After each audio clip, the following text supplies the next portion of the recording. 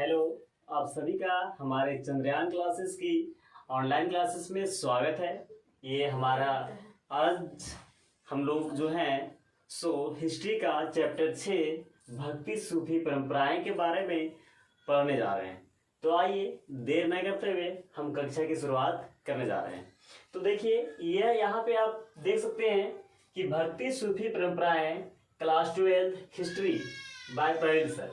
देखिए भक्ति सूफी परंपराएं का जो काल है वह लगभग 8वीं शताब्दी से लेकर के 18वीं शताब्दी तक माना जाता है, ठीक ना। तो चलिए आगे देखते हैं क्या हुआ था इस चैप्टर में उस समय। तो देखिए हम लोग जानते हैं कि भारत जो हमारा अपना देश है भारत, वह विभिन्न धर्मों को मानने वाला देश है। यहाँ पे किसी एक धर्म को विशेष प्राथमिकता नहीं दी गई है, ठीक ना। यहाँ सारे देश हैं और मतलब एक देश है और सारे धर्म हैं, ठीक ना। देखिए सबसे प्राचीन धर्म की बात करें तो यह है सनातन वैदिक धर्म, जिसे हम लोग हिंदू धर्म कहते हैं। वह उसका सही नाम जो है वह है सनातन वैदिक धर्म। देखिए भारत में इसके अलावा कौन कौन धर्म के लोग रहते हैं, तो यहाँ पे जैन धर्म आया, दूसरा में बौद्ध धर्म है, तीसरा आपका ईसाई धर्म है और चौथा इस्लाम धर्म है। इसके अलावा भी कुछ अन्य धर्म के लोग रहते हैं, लेकिन मुख्यतः हम लोग जो बात करते हैं वह जैन, बौद्ध, ईसाई और इस्लाम के बारे में यहाँ बात करेंगे। चलिए देखते हैं। हमारा जो सनातन धर्म था वह सबसे प्राचीन धर्म था, लेकिन उसमें बहुत सारी सामाजिक कुरीतियां थी जिनके वजह से उस धर्म से लोग विचलित होते गए और वहां से किसी दूसरे धर्मों में जाने लगे। तो वे वहां से जब जाने लगे तो वे आए किस धर्म में, बौद्ध धर्म में और जैन धर्म और बौद्ध धर्म में, ये दोनों धर्म में लोग जाए। देखिए तो सनातन धर्म जिसे हम हिंदू धर्म कहते हैं, इसकी जो विभिन्न कृतियाएं हैं वह क्या है, सो आप यहाँ देख सकते हैं। तो जो पहला है वह है जाति प्रथा।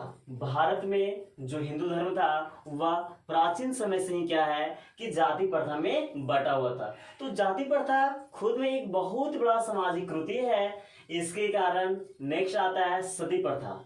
सती प्रथा भी एक बहुत ही सामाजिक अन्याय कह सकते हैं और या कह सकते हैं सामाजिक कृति है जो बहुत ही क्या बेकार है, वह सती प्रथा है। इसके बारे में आप लोग जानते ही होंगे कि सती प्रथा में एक्चुअली होता यह है कि जब किसी महिला का पति मर जाता है तो उसके साथ साथ उसकी वाइफ को भी उसके चिता में बांध करके जला दिया जाता है।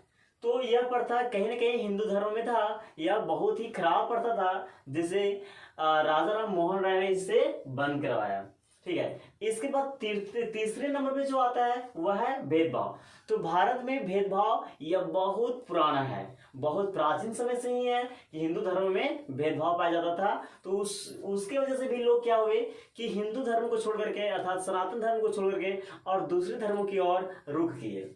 चलिए अब आगे देखते हैं। चौथा अस्पृश्यता। अस्पृश्यता को हम समझ सकते हैं छुआछूत से। छुआछूत तो आप लोग अच्छे तरीके से जानते हैं कि छुआछूत क्या होता है, तो उसको हम लोग एक लाइन बोलते हैं वह अस्पृश्यता। और इसके बाद आता है पांचवा वर्ण व्यवस्था। वर्ण व्यवस्था जो है आपको पहले से मालूम होगा कि हमारे सनातन धर्म में जो है वह 4 वर्ण व्यवस्था था, जिसमें प्रथम क्या था, ब्राह्मण थे, दूसरे क्षत्रिय, तीसरे वैश्य और चौथे स्थान पर क्या आते थे, शूद्र आते थे। इसके बारे में आप लोग पहले ही जान चुके होंगे, पहले से ही जानते हैं कि ये चारों जो थे वह किस किस चीज के लिए फेमस थे। नहीं जानते तो एक बार हम फिर से आपको बता देना चाहते हैं कि जो वर्ण व्यवस्था में जो प्रथम थे ये ब्राह्मण, इनको सबसे उच्च स्थान प्राप्त था। ये पूजा पाठ कराते थे और टीचिंग पढ़ाने लिखाने का काम ये करते थे। दूसरे स्थान पर आते थे क्षत्रिय। इनका काम था अपने देश की रक्षा करने के लिए युद्ध करना, तो ये युद्ध करते थे। इसके बाद जो तीसरा स्थान पे थे वे थे वैश्य लोग। वैश्यों का काम क्या था कि वे खेती बाड़ी करते थे, अर्थात जो भी किसान है उस समय वो क्या थे, वैश्य कहलाते थे। और चौथा जो शूद्र है वह शूद्र को सबसे नीच जाति माना जाता था। वह सेवक का काम करते थे, वह दासों का काम किया करते थे, ठीक ना। चलिए अभी हम लोग देखें कि सनातन धर्म की विभिन्न कृतियां, इन कृतियों की वजह से क्या हुआ कि सनातन धर्म से लोग निकल करके और दूसरे धर्मों में जाने लगे। वे दूसरे धर्म कौन कौन थे, तो वे था जैन धर्म और बौद्ध धर्म, ठीक ना। तो देखिए अब जैन धर्म और बौद्ध धर्म की ओर जब आकर्षित हुए तो कुछ संतों ने सोचा कि क्यों ना इस कृतियों को मिटा दे। तो दो प्रकार के संत आए, एक है अलवार संत आए और दूसरा है नयनार संत।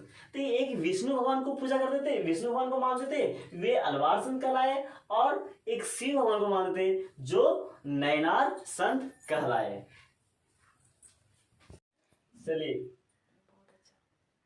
हम लोग जो ये वीडियो देख रहे हैं यह फर्स्ट पार्ट है, ठीक ना। इसके बाद जब ये समाप्त हो जाएगा तो हम इसके नेक्स्ट वीडियो बनाएंगे और उसे भी हम आप लोग के सामने अपलोड करेंगे, ठीक है।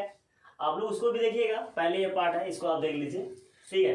तो आप देखते हैं भक्ति ईश्वर की आराधना उस समय कैसे होती थी। उस समय भक्ति ईश्वर की आराधना कैसे होती थी, तो देखिए भक्ति के मार्ग दो तरह के थे। उस वक्त कितने प्रकार के थे? दो प्रकार के थे भक्ति के मार्ग। पहला सगुण, दूसरा निर्गुण।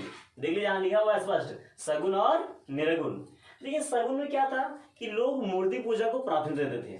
इसमें लोग का मानना था कि मूर्ति पूजा करना चाहिए, भक्ति के मार्ग अपनाने के लिए, ईश्वर को खुश करने के लिए उनको मूर्ति पूजा की सख्त आवश्यकता है। देवी की आराधना की जाती थी उस समय, ठीक है। और निर्गुण वाले क्या थे? निर्गुण संतों का क्या मानना था कि मूर्ति पूजा का विरोध, उनका अनुसार मूर्ति पूजा होना नहीं चाहिए था, ठीक है। देखिए अब जो क्वेश्चन एग्जाम में पूछता है वह यहाँ से यह पूछता है कि सगुण को मानने वाले कौन कौन से संत हुए और निर्गुण मानने वाले कौन कौन संत हुए। तो सगुण संतों के अंतर्गत आते हैं रामानंद, मीराबाई, सूरदास, ये तीनों हैं। और निर्गुण मानने वाले गुरु नानक देव हैं, रैदास हैं और कबीर हैं।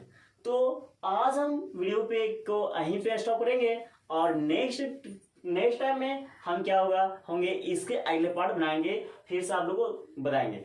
अब यहाँ थोड़ा समझने वाली बात यह है कि यह वीडियो आपको चंद्रयान क्लासेस पथगड्डा के द्वारा प्रोवाइड की जा रही है। आपसे अनुरोध है कि हमारे चैनल को सब्सक्राइब करें और लाइक करें और जितने अधिक से अधिक हो आप इसे शेयर करें। हमारी चंद्रयान की टीम आपके सफलता के लिए हमेशा प्रयासरत रहेगी। धन्यवाद, फिर मिलते हैं नेक्स्ट वीडियो में। ओके।